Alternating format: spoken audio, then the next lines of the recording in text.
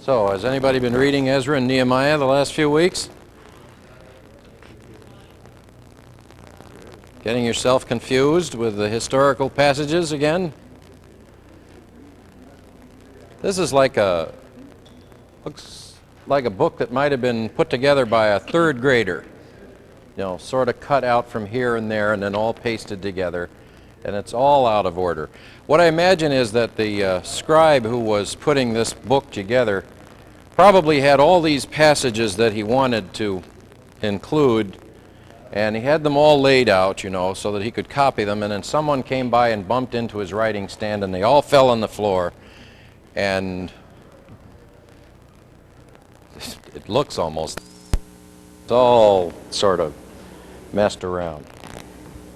We're going to deal with some specific questions today that arise out of the historical situation during the period that we're talking about. What is the title of today's lesson, by the way? Mixed marriage. Mixed marriage.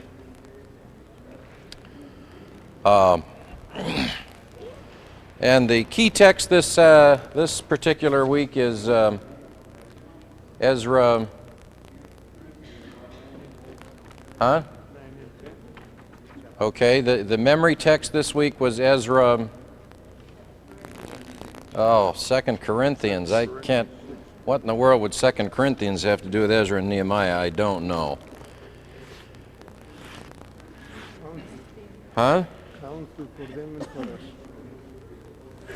Counsel for them and for us? If it would be for them at that time. Well, now, you know, if you read this chapter in Ezra and you read the parts in Nehemiah that are similar to it, they came up with a sort of radical solution to the problem. I don't know how a solution like that would fly today.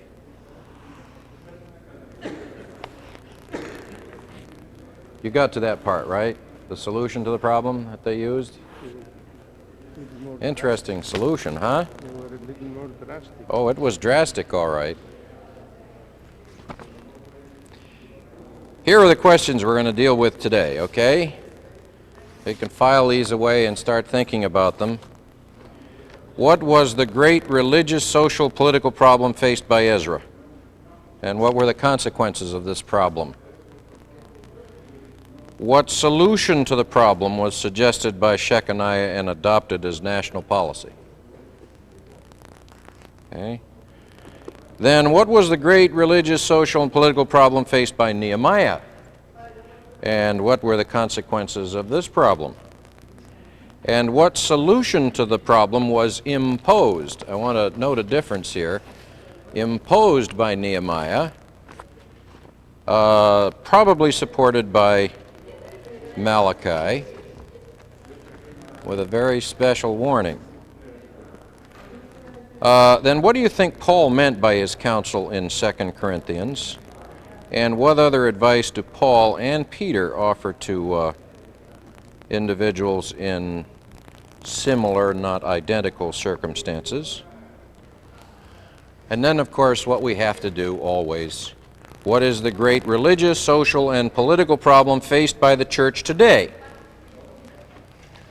The wording and sequence of those questions don't necessarily prejudice the last one, but it is frequently a tactic of the teacher to lead one to a pointed conclusion. So let's take a really quick review. We won't go through all of this, okay? This is all historical stuff that's really important, but I know a lot of people are bored by history, so we won't spend time on all of it. But there are some important dates here, aren't there? Not only for these lessons in this quarter, but also for the theology of the Seventh-day Adventist Church, right? This is the critical period. This is sort of the hook period on which all of our prophetic theologies are hung, right? Right? I should be having uniform nodding of heads here. What is the first key date in this period?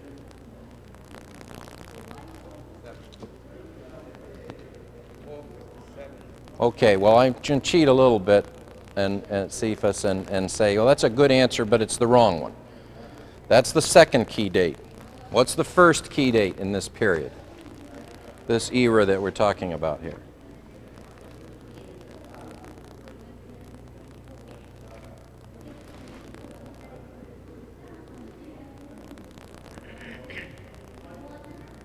I can wait as long as you can. What's the first key date, please? These are bits of history that are not trivia. 535. Well, the traditional date is a little bit different, but that's close, and that's a good key date. In fact, that's the first key date. Actually, that's not quite right, is it? These are the second and third key dates. What is the first, the beginning point for all of this particular section of history that is so important to our understanding of prophecy in the 19th and 20th centuries? 457. Well, that's the third one. And we already said 538, 765 is the second one. The first is, well, I know you know this guy's name. It's that big long one with two Z's in it.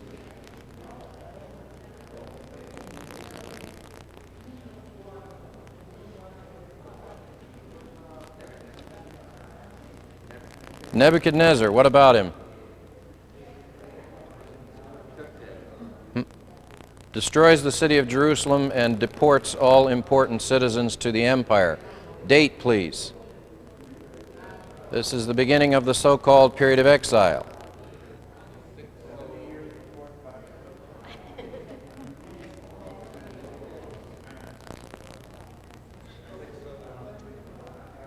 .587 is the ending of this short period of history. The three invasions by Nebuchadnezzar and the Babylonians and the deportations that went with them.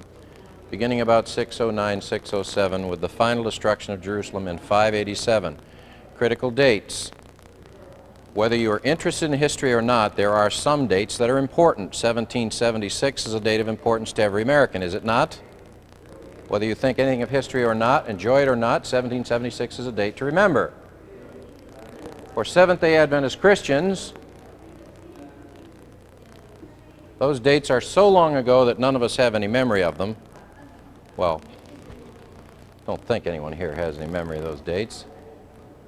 But they are every bit as important as 1776 is to an American.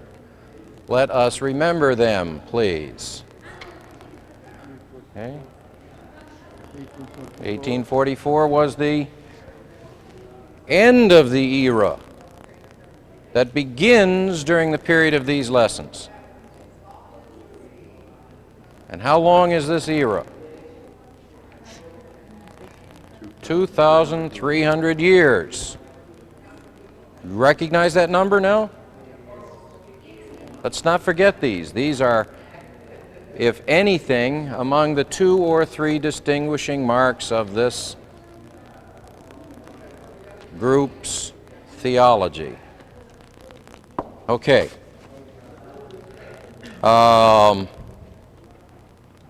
Who was king during the time of these lessons, by the way? Who was the king?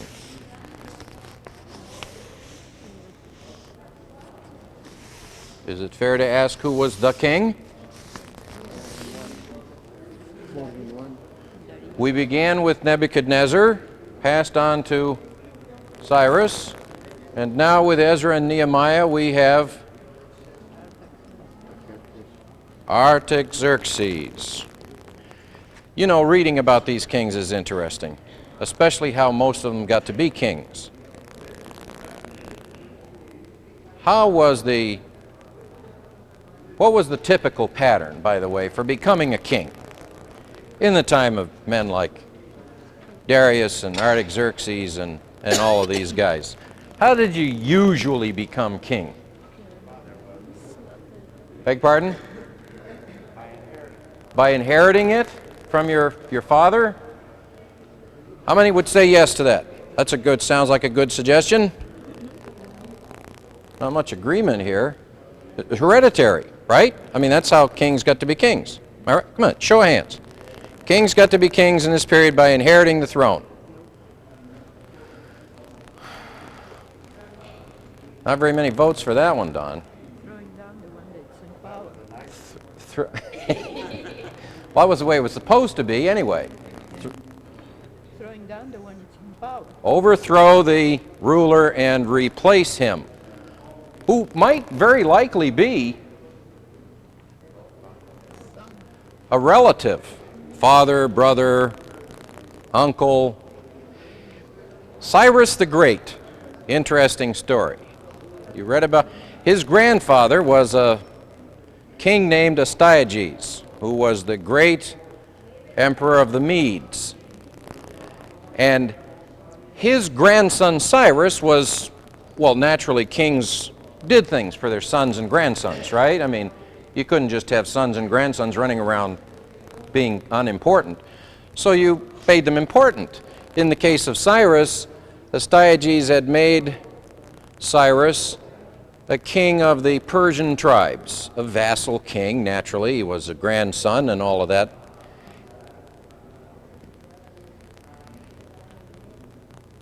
Astyages had a son named Cyaxares.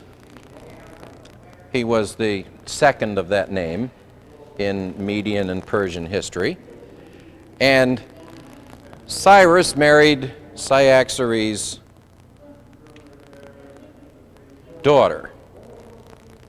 Okay? So, not only was Astyages Cyrus' grandfather, but he was also related to the family by having Cyaxares' son, his uncle, also his father-in-law. Not unusual at all. Okay, don't be alarmed by the convoluted family relationships. This was the rule rather than the exception. Okay, we have a later king of the Persians who is married to his sister.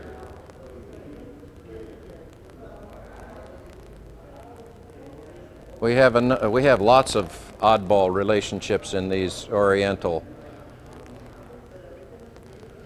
Well, we remember we had a few back in. What was that king that married the king of Israel? Wasn't he that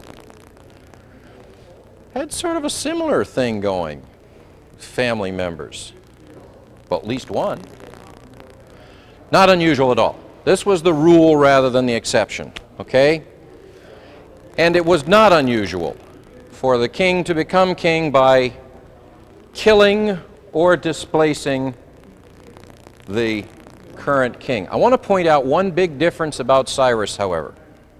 Cyrus was a very unusual man. The Bible makes it plain that God picked Cyrus out of the crowd. And there are probably a number of reasons for that. When one did become king, it was also the usual practice to, especially if one had done so by murdering the incumbent or having the incumbent murdered, it was most usual for you to follow up that accession by killing everybody in a position to dispute you,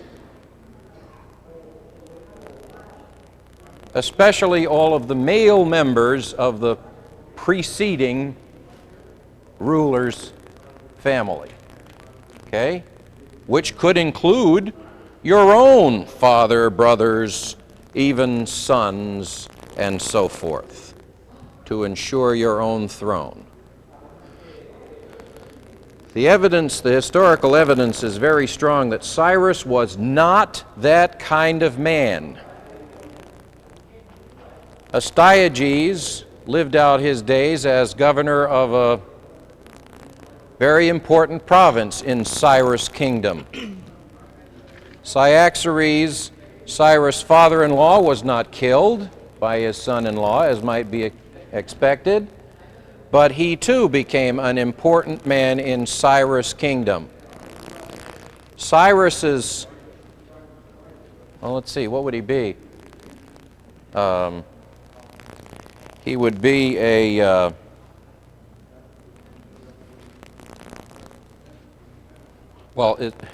Cyaxares was his father-in-law. I was trying to think of what the other family relationship would be. It's even possible that Cyaxares is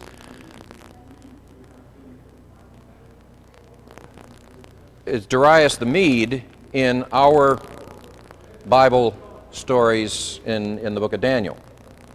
Nobody seems to know who Darius the Mede is. There doesn't seem to be a historical Darius the Mede, but it seems probable that Cyrus may even have shared his throne as king of the Medes and Persians with his father-in-law and uncle Cyaxares. Most unusual in ancient times.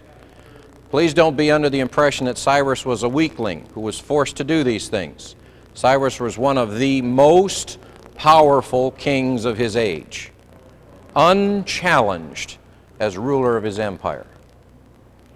He was also one of the most able generals of his age. Do you know that the campaign that ended in the taking of the city of Babylon lasted less than 6 weeks? And in that period of 6 weeks, Cyrus conquered all of the core empire of Neo-Babylonia.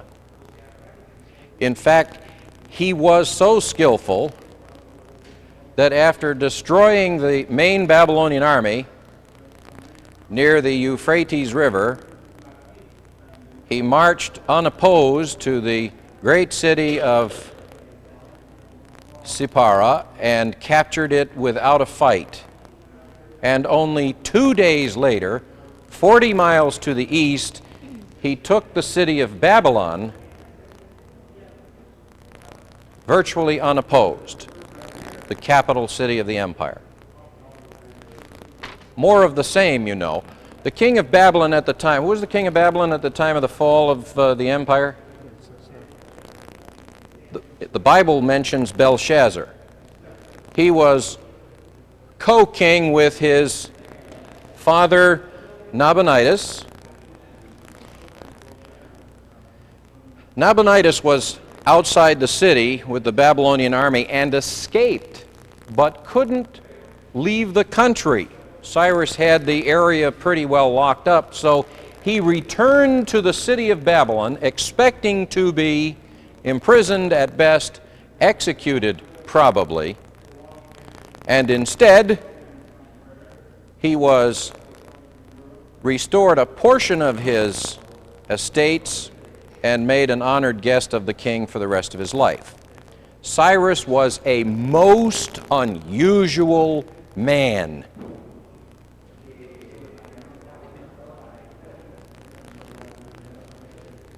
It's not hard to understand a man like Cyrus, who seems to have been such a good and decent person by comparison with a lot of kings of his era, for him to hear the story of a prophecy made centuries before his birth and to put that story into action by decreeing the return of the Jews to Jerusalem. In fact, given the sort of man that we know Cyrus was, it would have been unusual for him not to have done that.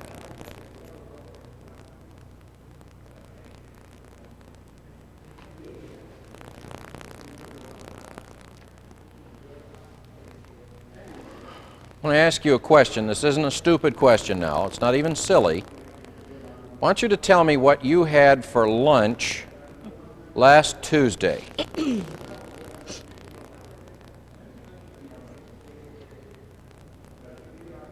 Ray? You don't eat lunch. What'd you have for dinner on Tuesday?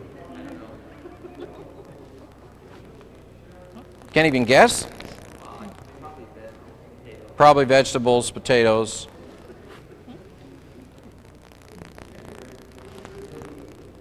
A week ago last Thursday, what did you have for dinner, sir? Yeah.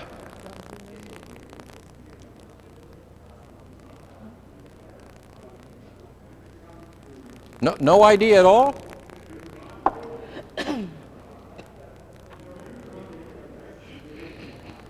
This is appalling. How about a year ago, last Wednesday?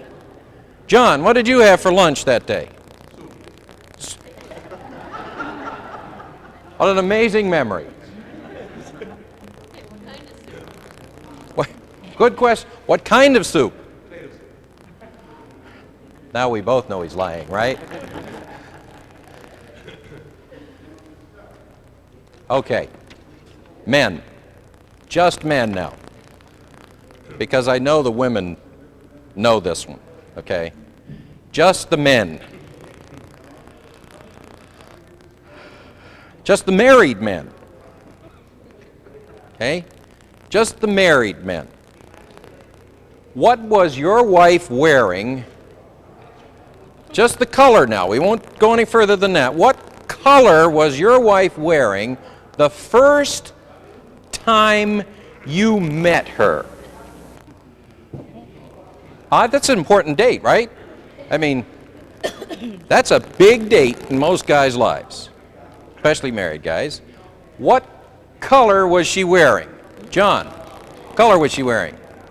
If she knows, I'll think of something.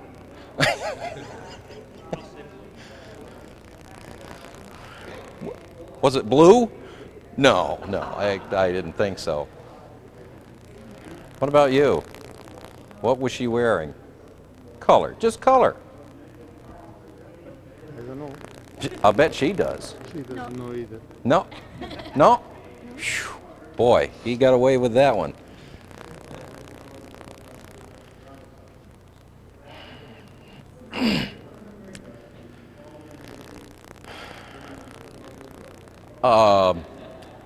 I grew up in a household where potato salad was made with mayonnaise. Okay? How many of you grew up, gentlemen, just guys, I'm not going to... Okay. How many of you men grew up with mayonnaise on the table? Okay? Mayonnaise.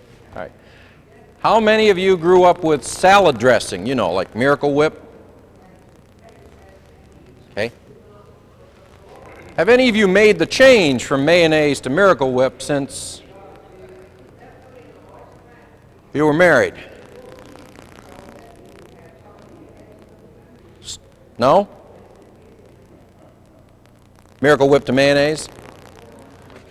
So I went the other way, mayonnaise to Miracle Whip. Ask yourself a question. When you were a sophomore in college, any college sophomores here? Oh, okay. When you were a sophomore in college, what did you plan to do in life? Okay? Think about that one. Same thing I did. And how many of you actually have done, meaning are doing now, what you planned to do then? Debbie, Brother Kennedy, Elder Schmidt, Don, how about the rest of you?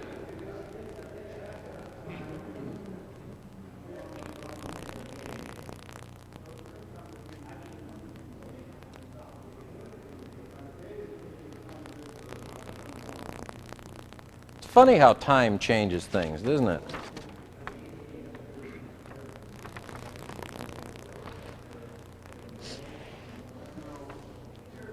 Now, this is a non-judgmental remark, what I'm about to say, okay?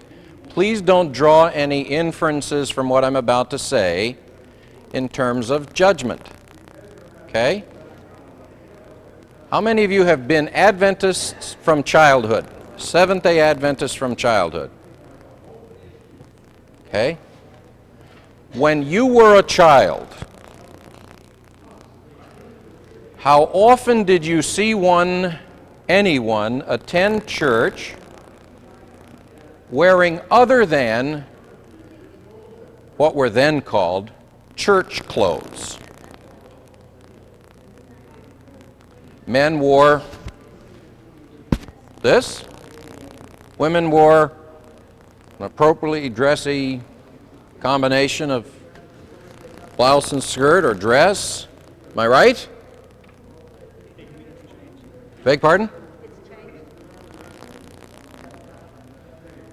If someone had come to church wearing something else when you were a child, well, let's start with the question, would anyone have attended church wearing anything else when you were a kid?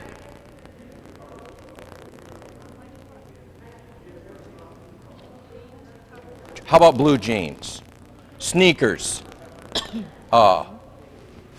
sweatshirt, jewelry? You know, I think when I was a kid,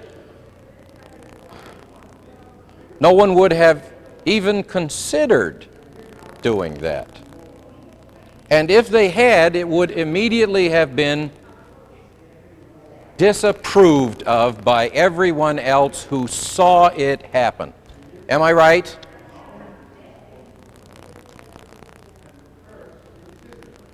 Okay? Hats.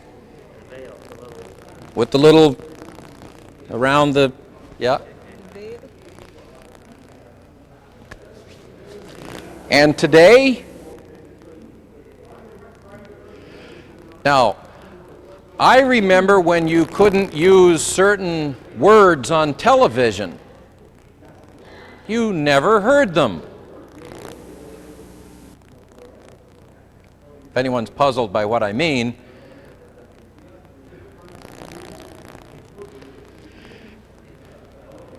there seems to be today nothing that isn't acceptable or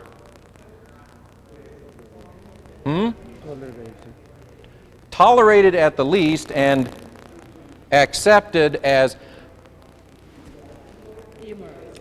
it's just an alternative lifestyle.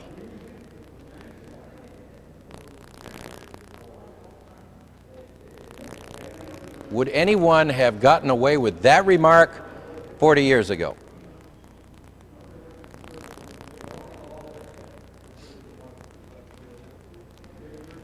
What happens in the passage of 40 years?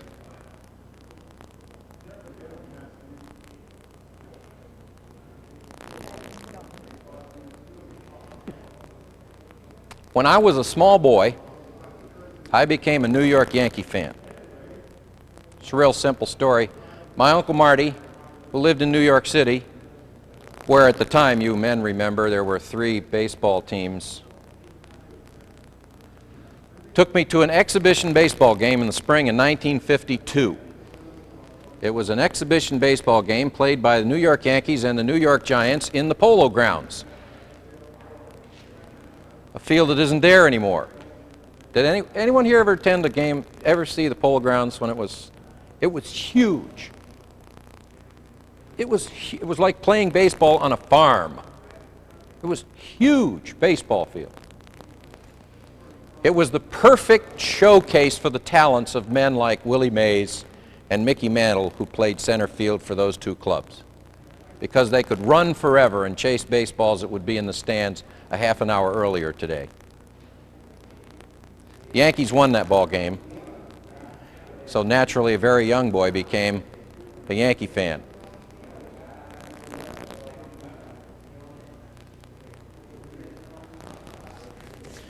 But I'm 40 years older, actually more, now.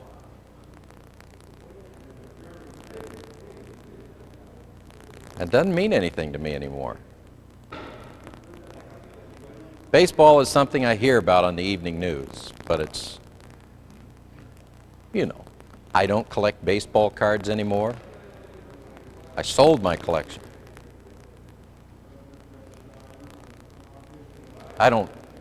I can't claim to be a fan anymore. I'm way too busy with other things. Anybody else in the same boat? What happened in 40 years?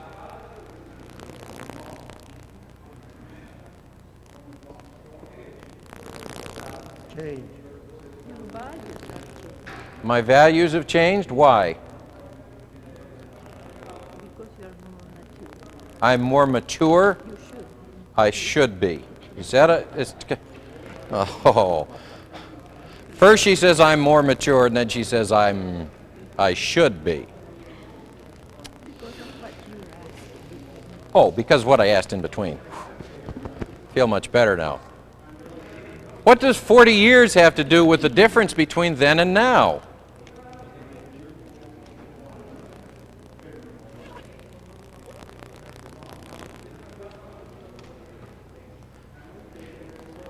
Let me ask you a different question. If anyone thinks we're not talking about the lesson, probably didn't study it.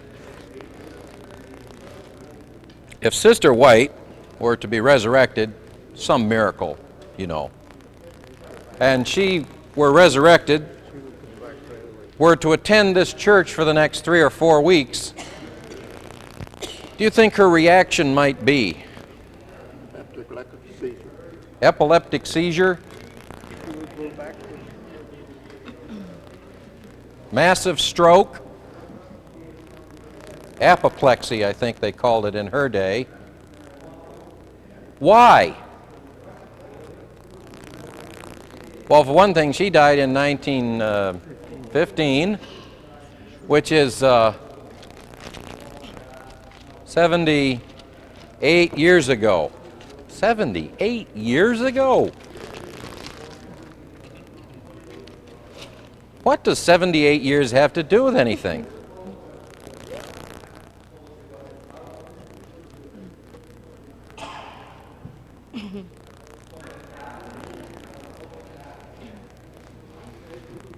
Well, let's see.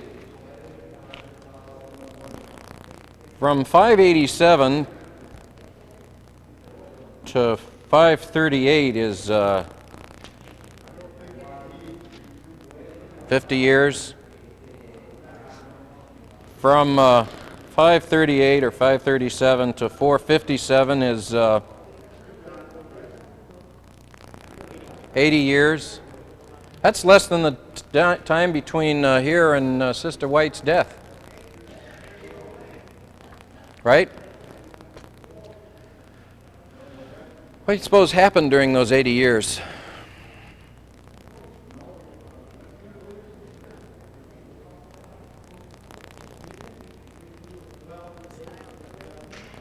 Style of living changed? There were more inventions. There were wars. So, the first remark was the one we want to focus on. Times change. You'll notice I keep coming back to something. We are so different from those folk. That's why it's so easy for us to condemn them, because we are so much wiser today. We would never allow the kind of changes that took place in Ezra's Israel to occur in our church. Can you imagine Jews who had lived through the exile marrying their sons and daughters off to foreigners? Worse, they weren't just foreigners, they were heathen.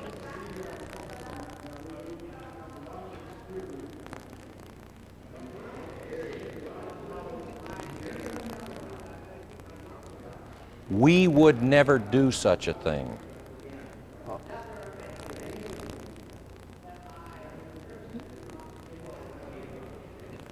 Would we? What happened to the Jews in the period between whenever and Ezra's time? What happened to them?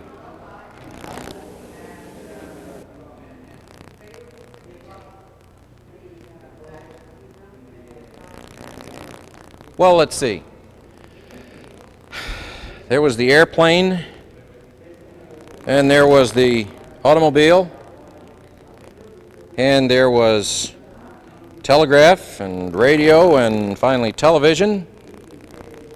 and jet airplanes until the world was so small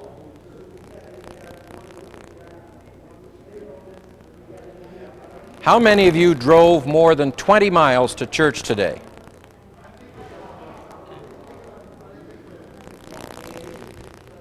You know, your great-grandmother couldn't have made that trip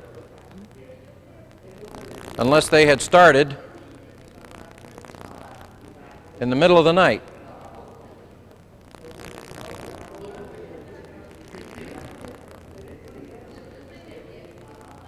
You know that? Even at the turn of the century, 20 miles was the rough radius of a day's journey here in the United States. Go someplace and come back the same day. Did you know that? Isn't that amazing?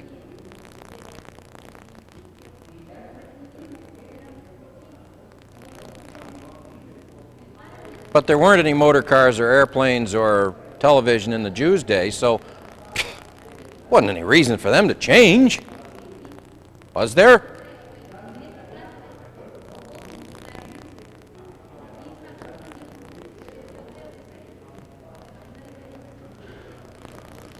What was the great religious, social, political problem faced by Ezra?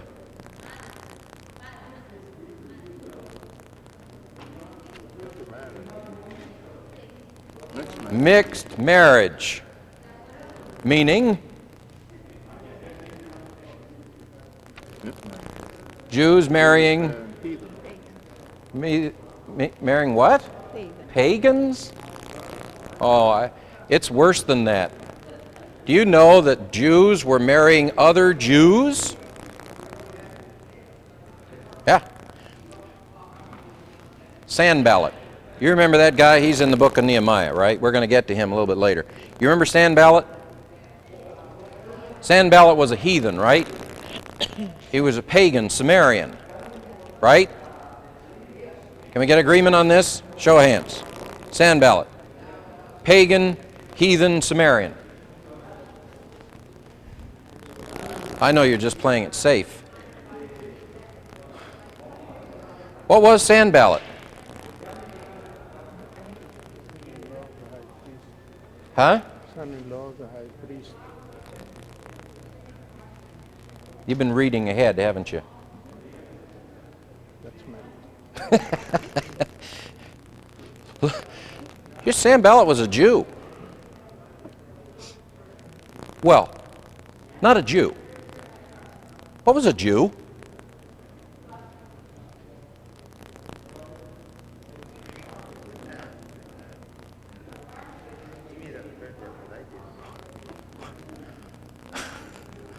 What was a Jew? In Ezra's day, what was a Jew?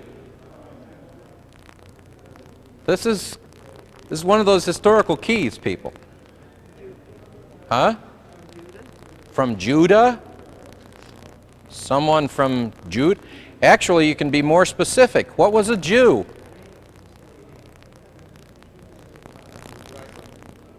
Huh? From the tribe of Judah or Benjamin. We can be more specific. A Jew was of the return.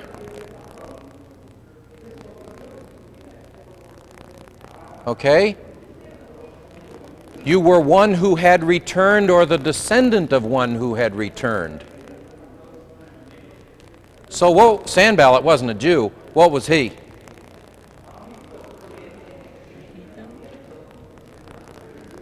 Didn't know this, I bet you.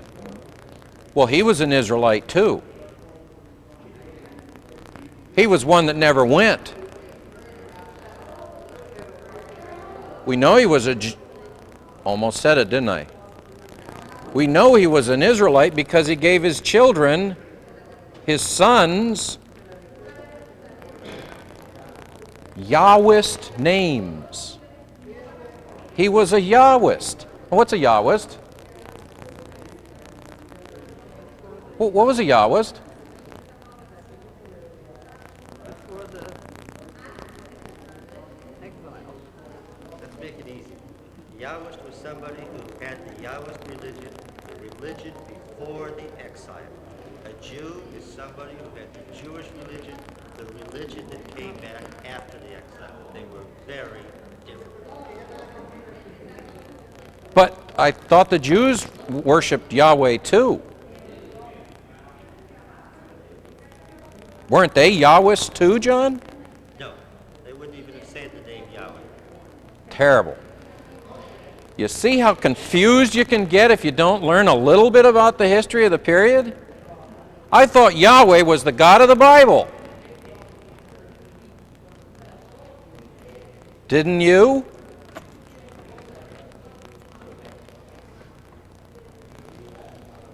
So how come a guy who worshiped Yahweh was considered to be a heathen? And marrying his sons to your Jewish daughters was... How come? Both worshiping the same God, aren't we? I mean, you know, sort of like Lutherans and Catholics and Adventists do. I mean, it's the same God, isn't it? Oh, we were talking about the Jews. I'm sorry. I didn't mean to confuse that with present history. What do you suppose Paul meant in 2 Corinthians when he said, be not... What did he say? Unequally yoked together. Now, I know Paul was talking only about marriage, right? I mean, can we establish that right up front? Paul was only talking about marriage, right?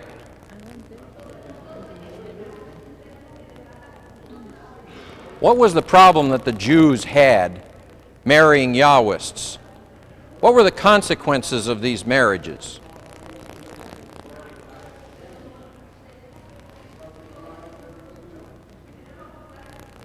In other words, what was wrong with it? Isn't that the question we most often ask today? Instead of the what's right with it question? Isn't it usually, what's wrong with it? The inference being, it's okay until proven otherwise. Think about that philosophy for a moment. Whatever you think is okay is until someone proves otherwise. You don't suppose we have a parallel here with the Jews, do you?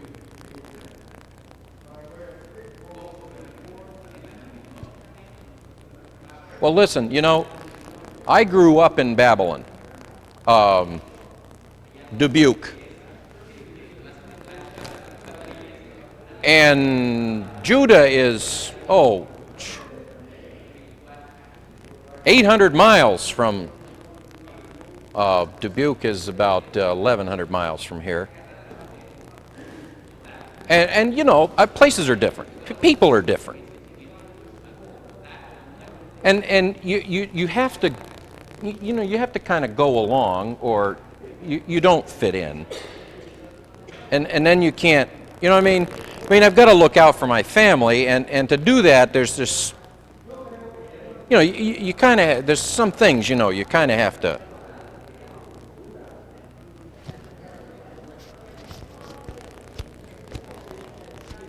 I know the Jews would never have thought of it that way. Right? Because they're not like us. They were just bad people who constantly forgot God was the...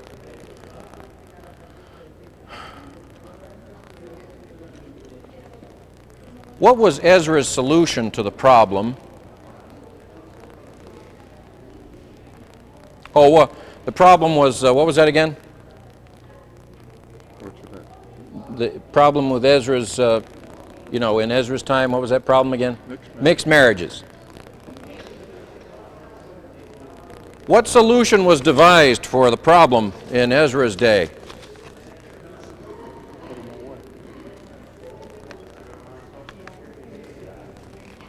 Put them on Social Security and send them home. Well, it's an interesting thought. Specifically, what were they to do? The Bible phrase is Put them away.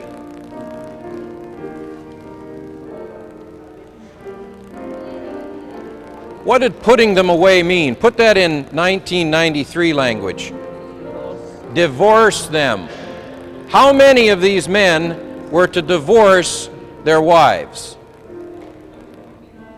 How many of them?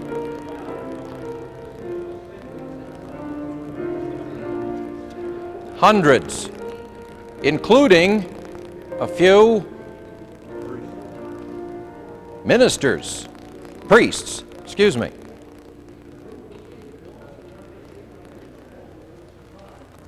What do you think? What do you think, man? Is this a solution for the 1990s? Good morning. Welcome to Sabbath School. My apologies to the teachers this morning. We got a call this week, and there was some work that we wanted to do in Sabbath School, so I'm going to start a little earlier so that we don't end up going into overtime.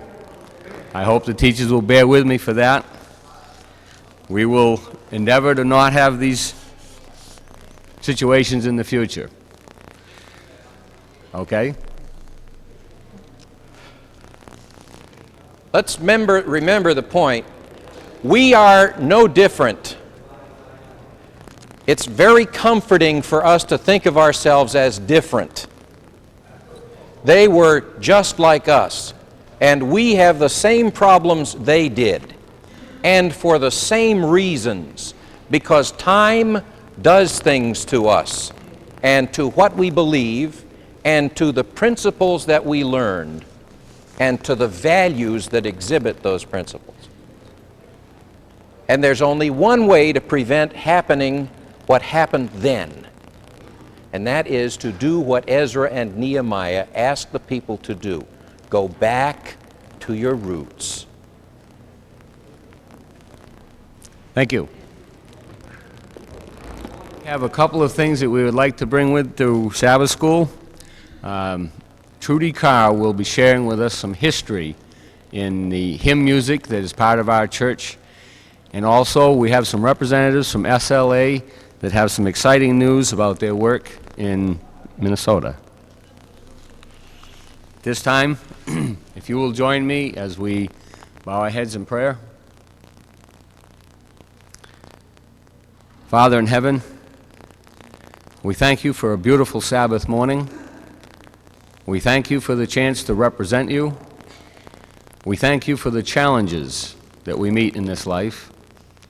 And we ask for the blessing of the Holy Spirit to guide, direct, and to develop each of us.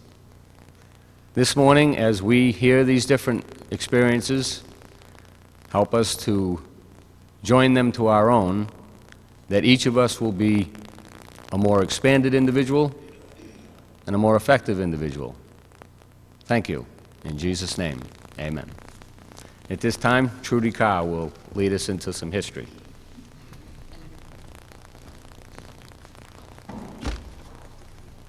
Good morning. I'm glad to be here. How about you? Everybody glad to be here? I'd like to start today is Sabbath, and it's celebrating the day of creation. I want to read to you Genesis, way back where it all happened. And it was a glorious day, but we can celebrate it every week. Can you hear me all right? Then God said, "Let there be light." And light appeared, and God was pleased with it, and divided the light from the darkness. So he let it shine for a while, and then there was darkness again. He called the light daytime, and the darkness nighttime. Together they formed the first day.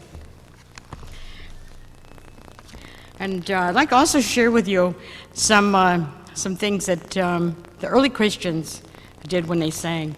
And our first song is going to be in celebration of the Sabbath. Morning has broken, number 44. And you can stand up if you want to sing and take a good big breath and really let's hear your voice.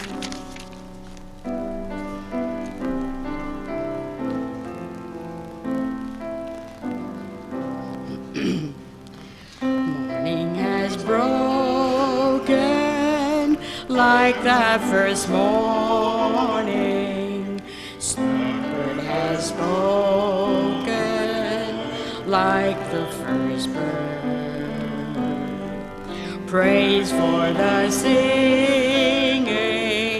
praise for the morning, praise for them springing fresh from the word. I didn't hear too much up here. Maybe the acoustics aren't that good, or maybe my ears aren't good, but I didn't hear too much singing out congregation. But I'd like to encourage you, and I want to read you something from a book called A Joyful Sound. It's about Christian hymnology, and I found it quite interesting myself. And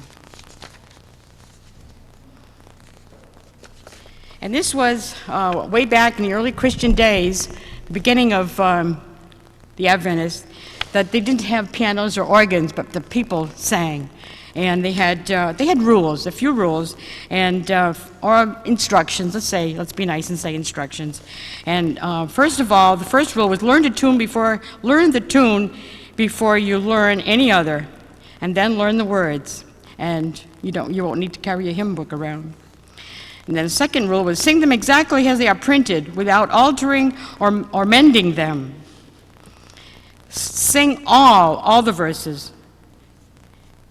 See that you join with the congregation as frequently as you can. Let not a slight degree of weakness or weariness hinder you. Now remember, this was way back in 1910. If it is a cross to you, take it up, and you will find it a blessing. The fourth rule, sing lustily and with good courage. Beware of singing as if you were half dead. Anybody ever feel sometimes you don't have any breath?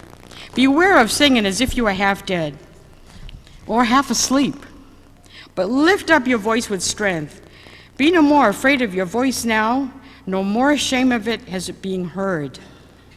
Sing modestly. Do not brawl, as to be heard above or distinct from the rest of the congregation, that you may not destroy the harmony, but strive to unite your voices together. Sing in time, good rhythm. Whatever time is sung, be sure to keep good time. Do not run before or stay behind, but attend close to the leading voices and move where exactly as you can, and not too slow nor too fast. But above all, sing spiritually. Have an eye to God in every word you sing.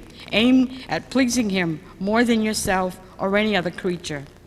Heart is not carried away with the sound, but offered to God continually.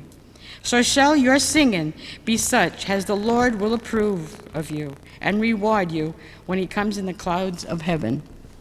And also, in those days, they didn't have, as I say, instruments. And believe it or not, the congregational singing would have outdrowned any piano. And they had quartets, they had many vocal groups, and we have a group right here today from Bedford, New Hampshire, who will give you a demonstration of what it was like way back in 1910.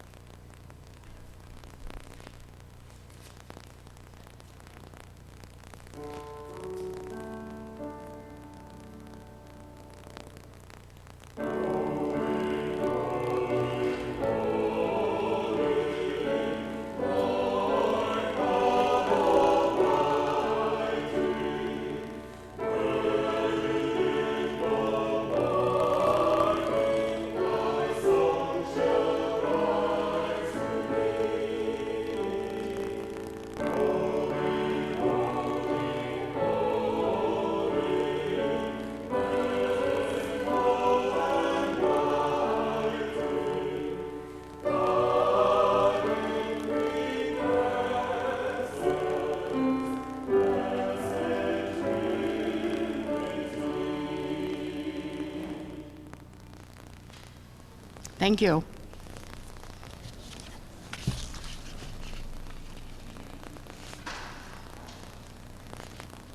Now we'll do a little singing on our own. We have a wonderful songwriter, Fanny Crosby, who wrote 8,000 hymns in a course of 97 years. She lived to be in her late 90s.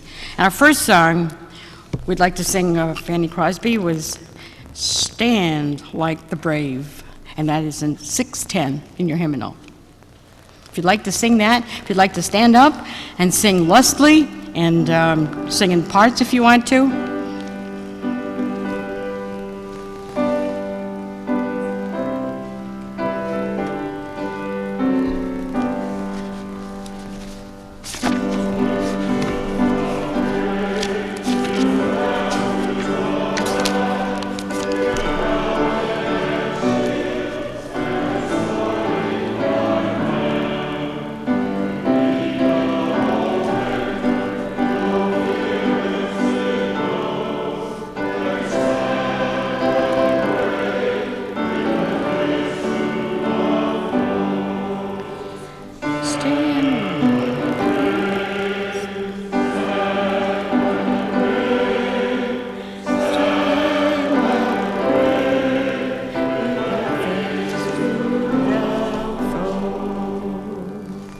Then another song by Fanny Crosby is Pass Me Not, O Gentle Savior, and that's 569.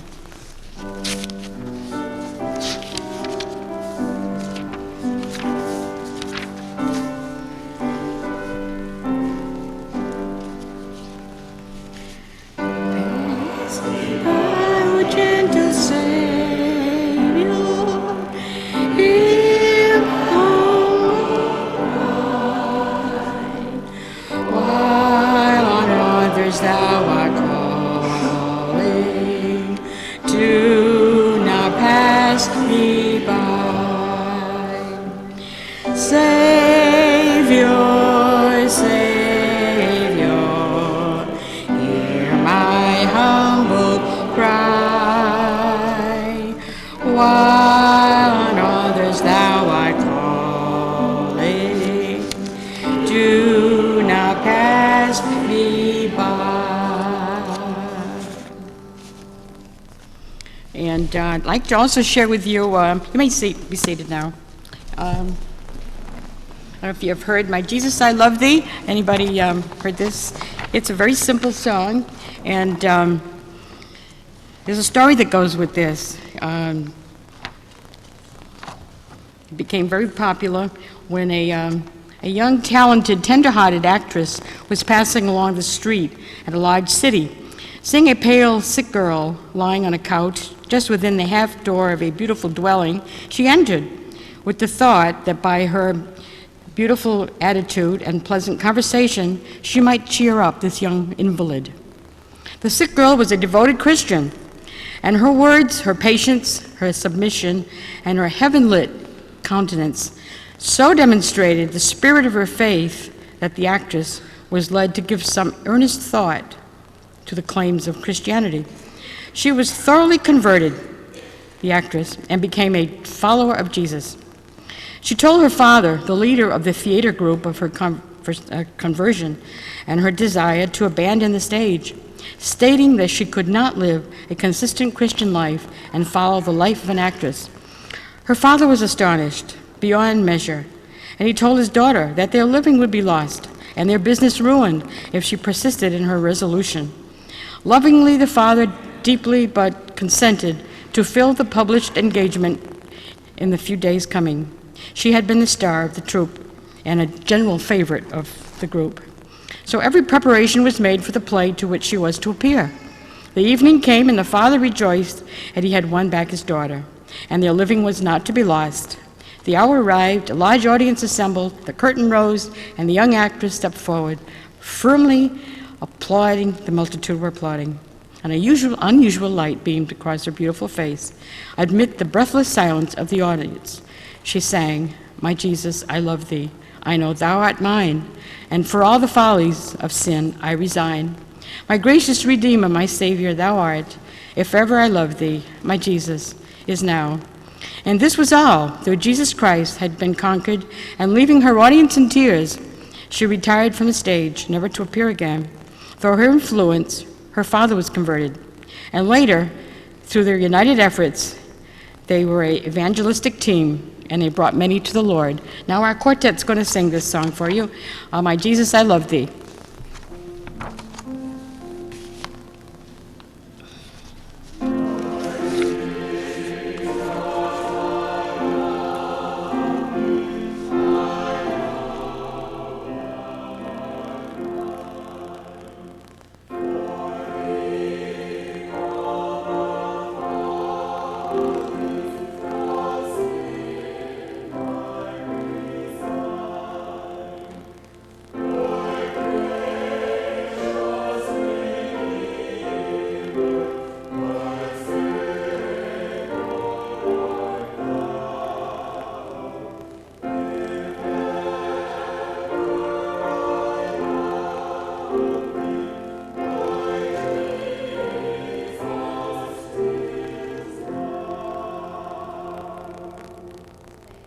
Very nicely done.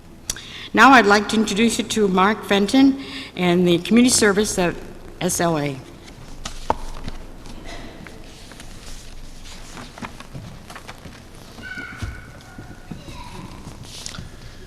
Good morning and happy Sabbath. This summer you could not turn on your television without seeing the devastating effects of the Midwest floods. We just returned from the state of Missouri where we're involved with a disaster flood relief project. And I must tell you that what you saw on the news and what actually is there are two entirely different things. It's one thing to see a home or a car swept downstream. It's another thing to actually stand over the foundation of where a home used to be. It's one thing to see the torrential rains. It's another thing to see a person crying because they have lost everything. We saw two classes of people as we visited with folks in the Midwest. There were those who basically said, it's over. Life is over. I remember seeing one fellow right next door to a job site where we were working, sitting there drinking a can of beer, and it was just written all over his face, I have nothing left. He had tried to rebuild his house once in July after the first flood. He started the rebuilding process. The floods came again and wiped him out. No insurance. Had totally given up. There was another class, too, that said we're going to survive. We're going to survive this tragedy. And it was encouraging to see those class of folks. I must tell you, though, to see something on television and to actually talk with someone who's lost everything is quite an experience. I remember visiting with one woman in her 60s who had literally lost everything. Her and her husband were looking forward to retirement. They lived in a $60,000 house. It was completely ruined. She said the state was offering them $5,000 for their property. Where do you begin when you're 60 years old, looking forward to retirement, and get that kind of news? She had given up, but yet she had kind of regressed, but there was hope.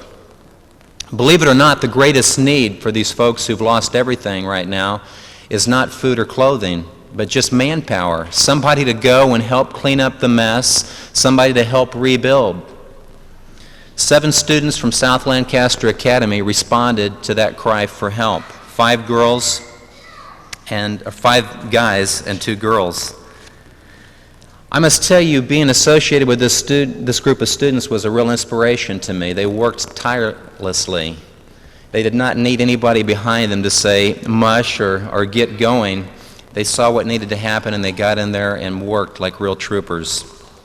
In fact, the Salvation Army director there would see me each day and say, Mark, don't you ever give these guys and girls a break? And I said, I ask them to take breaks, but they don't want them. They just want to get the job done. It was exciting to be part of a group of students who had that kind of vision, that there was a job that needed to get done and they were going to stay on it until it was completed. And the job did get done, and I'm proud of each one of these students. There's 2 of them that are here today to share a little bit with you about their experience. We'll begin first with Jeremy Howe, a sophomore from South Lancaster.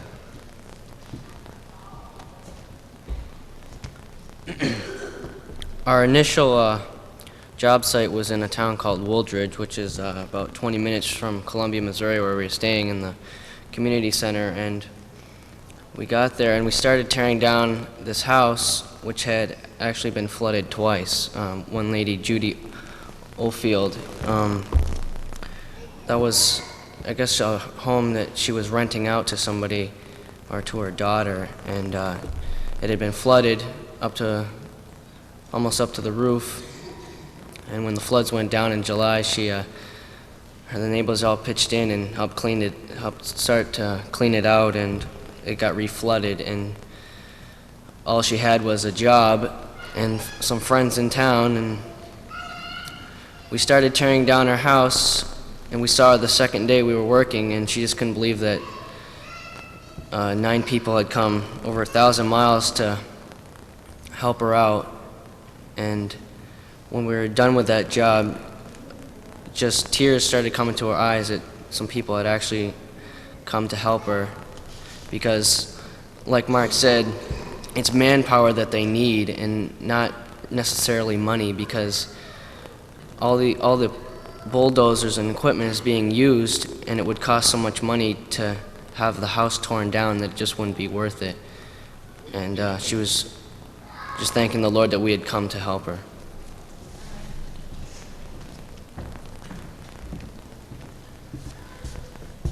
Ron Osborne was a part of this trip. In fact, I'm glad that he came along because he was very involved with picture taking and news reporting, and I'll let him give you a little report now what he saw and heard.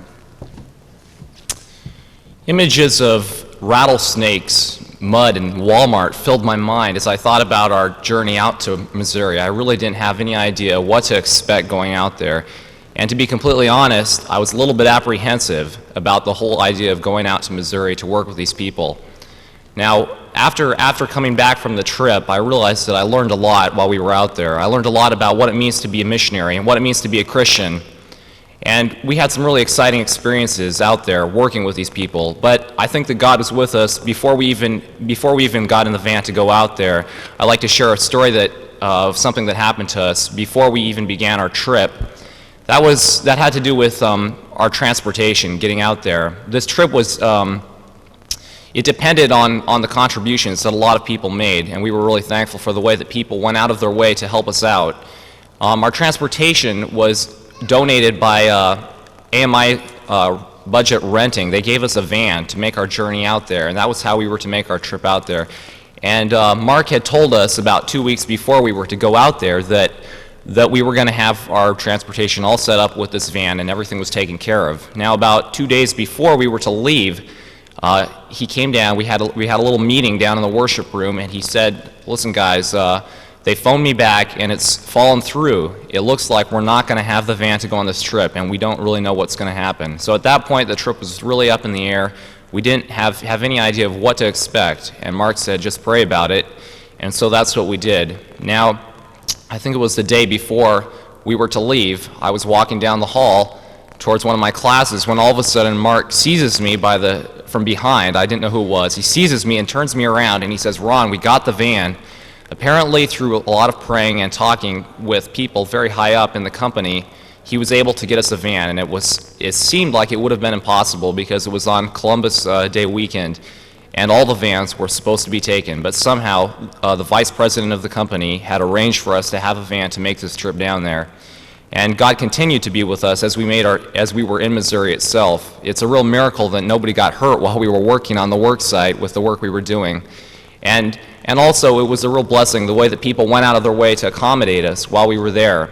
Many of these people have literally lost everything that they ever had. They've lost their homes. They really don't have anything left materially in their lives. But these people went out of their way when we were there in that town to prepare our meals and to let us know that what we were doing was meaningful to them. And so it was really exciting working with these people. We talked to one lady who was 65 years old, and she was sleeping in her station wagon. She didn't have any relatives. She'd lost her house. She didn't have any clothes. Her clothes were given to her by the Salvation Army, and she didn't have anything left in her life, and she was sleeping in her car. And that's the way it is for many of these people who have lost it all. But these people were still very excited and really welcomed us and let us know that what we were doing was important. And it made me realize that that even though none of us who went were skilled carpenters or laborers, none of us were plumbers or electricians, it didn't make a difference. What made a difference was that we were able to go down there and just give what we had. And that's the impression that I'd like to leave with you, is that it doesn't matter who you are or what skills you have. If you're willing to step out, God can use you to make a difference in somebody else's life.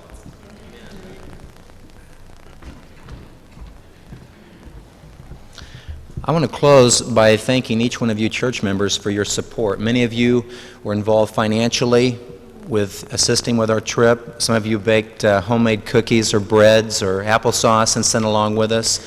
Many of you were involved with prayer support, and all of those elements were very important with the success of this trip.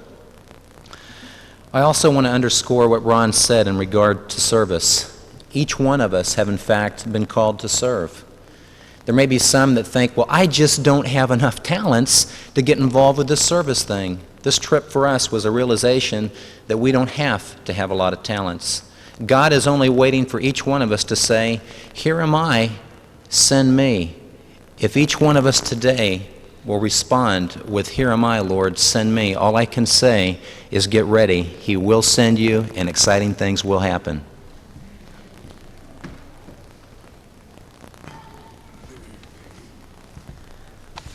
Thank you, Mark, Ron, Jeremy, Trudy, those of you that helped out in the singing. And I want to thank everybody for coming and joining us in Sabbath School today. A couple of announcements that I'd like to make.